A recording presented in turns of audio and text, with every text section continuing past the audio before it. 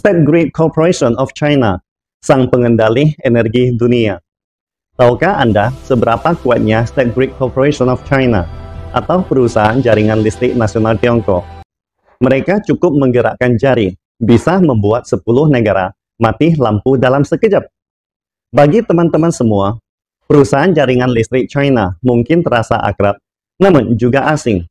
Akrab karena Presiden Jokowi telah menggandeng investasi mereka ke Indonesia Oktober lalu. Terasa asing karena banyak netizen belum tahu seberapa hebatnya perusahaan jaringan listrik ini. Untuk memastikan setiap orang di area seluas 9,6 juta kilometer persegi memiliki akses listrik, State Grid China telah melakukan upaya tanpa memperhitungkan biaya. Bahkan di daerah terpencil sekalipun, meskipun hanya beberapa rumah tangga yang membutuhkan listrik, State Grid China selalu siap menyediakannya. Biaya pembangunan mungkin sangatlah mahal, tetapi tidak ada keluhan sedikit pun, karena menyediakan listrik untuk setiap rumah tangga di China adalah misi utama perusahaan jaringan listrik nasional China. Bila dilihat dari skala global, harga listrik warga China bisa dikatakan sangatlah merakyat. Harga listrik penggunaan umum biasanya berada dalam kisaran 0,4 sampai 0,8 yuan per kilowatt jam. Tahukah Anda betapa rendahnya angka ini?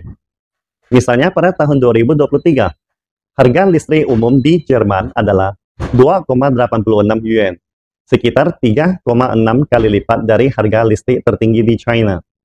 Sedangkan Australia adalah 1,64 yuan, 2 kali lipat dari harga listrik tertinggi di China. Atau tetangga terdekatnya Jepang adalah 1,51 yuan. Bahkan Amerika Serikat pun lebih tinggi dari China dengan harga listrik sebesar 1,2 yuan. Selain harga listrik yang rendah, biaya listrik komersial di China sedikit lebih tinggi daripada biaya listrik untuk penggunaan umum. Ini merupakan perbedaan dengan negara-negara lain. Bayangkan saja, perusahaan listrik itu ibarat sebuah restoran. Penggunaan listrik rumah tangga seperti pelanggan biasa yang memesan makanan. Sementara penggunaan listrik industri seperti pelanggan besar yang rutin memesan dalam jumlah besar. Sangatlah wajar, restoran akan memberikan diskon kepada pelanggan yang sering membeli banyak. Misalnya dengan program beli 100 gratis 10, karena mereka adalah pelanggan utama restoran tersebut. Sedangkan kita yang hanya memesan 1 piring mie goreng tidak akan mendapatkan diskon serupa dan harus membayar sesuai dengan harga yang tertera di menu. Apalagi, pelanggan besar datang setiap hari. Jadi pemilik restoran bisa memperkirakan apa yang mereka butuhkan sehingga tidak ada pemborosan atau membuat pelanggan menunggu lama. Sementara kita rakyat awam, pelanggan biasa yang memesan makanan yang berbeda setiap hari, tentu biayanya lebih tinggi karena restoran harus menyesuaikan dengan pemesanan yang acak. Dari contoh-contoh di atas, bisa dilihat mengapa biaya listrik penggunaan rumah tangga di negara lain lebih tinggi. Namun, China justru melakukan kebalikannya. Dan ini terkait dengan kebijakan subsidi silang yang diterapkan Beijing. Sebagai contoh, pengguna industri besar memiliki permintaan listrik yang lebih besar, sehingga harganya lebih tinggi. Sementara pengguna rumah tangga atau bisnis kecil memiliki permintaan listrik yang relatif lebih rendah, sehingga harganya lebih rendah sedikit. Atau pengguna di daerah pedesaan dan daerah miskin, harganya akan lebih rendah lagi.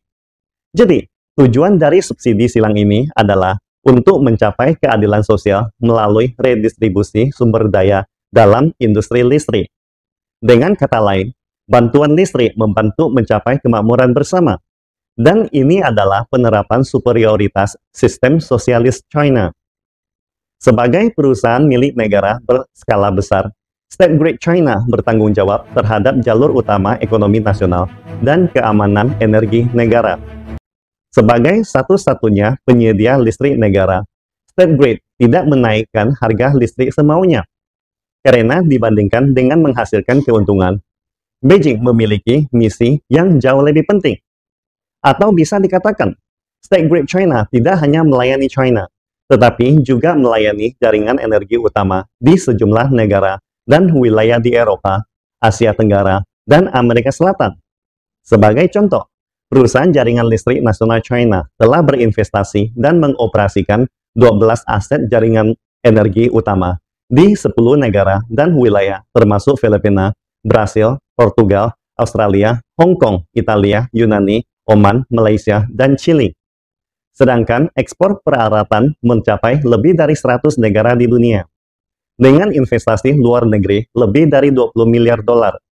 Dan semua proyek mencapai keuntungan. Pada tahun 2007, State Grid China menghabiskan 3,95 miliar dolar untuk mendapatkan hak pengelolaan konsesi selama 25 tahun di jaringan listrik Filipina dan mendapatkan 40% saham di jaringan listrik nasional Filipina. Pada tahun 2012, State Grid Listrik Nasional mengakuisisi 100% saham dari 12 perusahaan lisensi transmisi Brasil dengan total investasi saham sebesar 1,7 miliar dolar. Tanpa penyediaan listrik nasional China, Olimpiade Rio de Janeiro tahun 2018 tidak akan dapat diselenggarakan dengan lancar. Pada bulan Mei 2012, jaringan listrik nasional China menginvestasikan 462 juta dolar untuk mendapatkan 25% saham perusahaan transmisi energi nasional Portugal, yang merupakan satu-satunya perusahaan transmisi energi nasional di Portugal. Melalui investasi di Portugal, State Grid China juga secara berturut-turut mendapatkan saham mayoritas dari banyak perusahaan energi listrik terkemuka di Eropa, seperti Italia, Yunani, dan Belgia. Pada tahun 2016, State Grid China dan perusahaan listrik negara Yunani menandatangani dan mengakuisisi 24% saham perusahaan tersebut. Bahkan pada tahun 2014, State Grid China membeli 60% saham dari anak perusahaan aset Australia milik Temasek Holdings di Singapura dan 19,9% saham dari State Grid Singapura dengan total investasi proyek sekitar 3 miliar dolar. Tidaklah berlebihan jika dikatakan hanya dengan menggerakkan jari, State Grid China bisa membuat 10 negara mengalami pemadaman listrik dalam sekejap. Jadi, mengapa perusahaan listrik di negara-negara tersebut dengan rela diakuisisi oleh State Grid Corporation of China? Pertama-tama, perusahaan jaringan listrik China sangatlah kaya. Data menunjukkan pada tahun 2022, laba bersih mereka adalah 85 miliar dolar. Dengan pendapatan operasional 5,2 triliun dolar. Dapat dikatakan, jumlah utang 340 miliar dolar milik properti raksasa Evergrande Group dapat dibayarkan oleh State Grid China dalam waktu kurang dari setahun. Dalam peringkat Fortune 500 pada tahun 2022, State Grid China menduduki peringkat ketiga. 3 tahun berturut-turut masuk dalam 3 besar peringkat dunia. Alasan kedua, State Grid China sangat unggul dalam berbagai teknologi, seperti dominasi teknologi transmisi tegangan tinggi global. Hingga detik ini, China bukan hanya satu-satunya negara di dunia yang telah berhasil melakukan operasi komersial besar-besaran dalam transmisi tegangan tinggi, tetapi juga menjadi penentu standar industri dalam teknologi transmisi tegangan tinggi di dunia. Sejauh ini, masalah besar dalam transmisi jarak jauh adalah kerugian besar yang sulit diatasi. Tetapi China selalu siap menghadapi tantangan, sehingga muncullah teknologi transmisi tegangan tinggi China. Menurut data State Grid China, satu loop transmisi tegangan tinggi arus searah dapat mengirimkan daya sebesar 6 juta kilowatt, setara dengan 5-6 kali lipat dari jaringan tegangan tinggi arus searah 500 kV saat ini. Dan jarak transmisi juga 2-3 kali lipat dari tegangan serupa, sehingga meningkatkan efisiensi secara signifikan. Terutama teknologi transmisi tegangan tinggi, kurang lebih 800 kV arus searah, yang dapat mentransmisikan maksimum 250 juta kWh energi per hari, setara dengan menghemat 120.000 ton batu bara. Seperti diketahui, transmisi energi tegangan tinggi adalah tren masa depan, di mana transportasi seperti minyak bumi dan batu bara akan kehilangan arti. Sedangkan energi angin, air, dan matahari akan membutuhkan transmisi jarak jauh. Yang lebih penting adalah, melalui transmisi tegangan tinggi, State Grid China tidak hanya menyelesaikan masalah transmisi arus listrik dari barat ke timur di dalam negeri, tetapi juga merancang gambaran tentang cara hidup manusia di masa depan, yaitu bentuk awal dari jaringan energi global.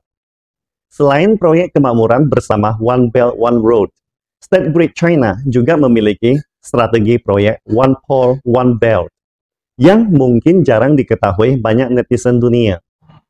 Secara sederhana, ini adalah sebutan untuk sumber energi angin di sekitar lingkaran kutub dan sumber energi matahari di sekitar khatulistiwa.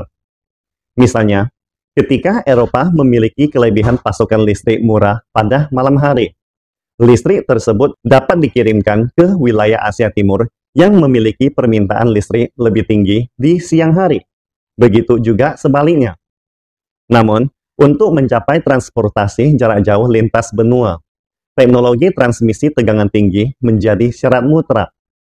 Jadi, tidaklah berlebihan untuk mengatakan bahwa perusahaan jaringan listrik nasional China sedang bermain catur besar. Jika ini dapat diwujudkan di masa depan, ini akan menjadi solusi energi paling menakjubkan yang pertama dalam sejarah manusia. Kesimpulannya, tidak mengherankan jika jaringan listrik nasional China disebut sebagai senjata ampuh negeri panda. Dalam situasi perubahan besar yang tidak pernah terjadi sebelumnya dalam 100 tahun ini, negara raksasa timur ini akan memimpin sektor energi global di masa depan. Pastikan Anda subscribe dan follow akun ini supaya senantiasa mendapatkan info terbaru tentang teknologi terkini AI berkaitan. Salam Indonesia Maju!